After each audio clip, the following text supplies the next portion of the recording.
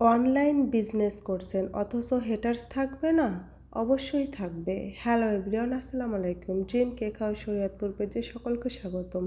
আজ আমি আপনাদের সাথে কিছু কথা শেয়ার করব।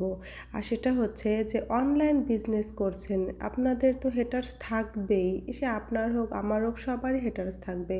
আর বর্তমানে এমন একটা অবস্থা, আপনি যতই ভালো কাজ করুন, আপনি যতই একটু উন্নতি একটু সফলতা করুন না কেন, হেটার্সরা হিংসাত্মক মানুষজন আপনার পিছু ছাড়বে না। তারা আপনার বিভিন্ন ধরনের খুঁত খুঁজে বের করবে।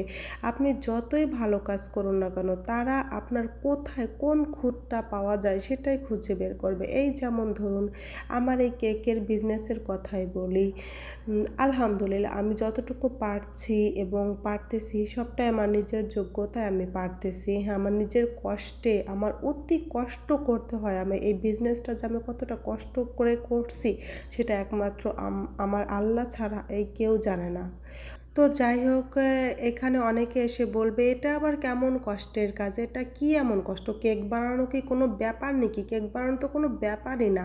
আরে ভাই, ঘরের জন্য কেক বানানো আর বিজনেসের জন্য কেক বানানো মানে এটা কখনোই এক নয়। আপনি যখন ঘরে আপনার খাওয়ার জন্য আপনি জাস্ট ময়দা ডিম চিনি গুলিয়ে কেক বানাবেন, ব্যাস ওইটা আপনার ঘরেই খেতে পারবেন, ওটা আপনি 10 জনকে খাওয়াতে পারবেন না।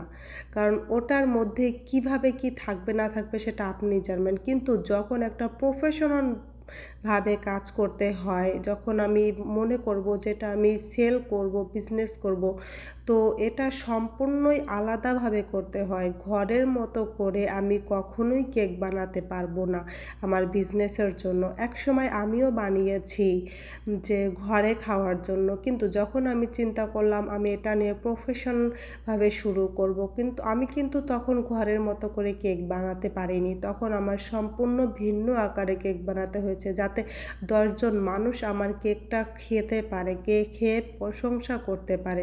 তো আমি সেভাবেই বানিয়েছি। তাই ঘরে কেক বানানো কোনো ব্যাপারই না। হ্যাঁ, অবশ্যই কেক বানানো কোনো ব্যাপারই না। কেক বানাতে যে কতটা ধৈর্য লাগে সেটা মানে যে বানায় সে বুঝতে পারবে। হ্যাঁ, ওই যে বলতেই পারেন যে এটা তো জাস্ট ময়দা ডিম চিনি গুলিয়ে দিলেই কেক বানানো হয়ে গেল, কোনো ব্যাপারই না।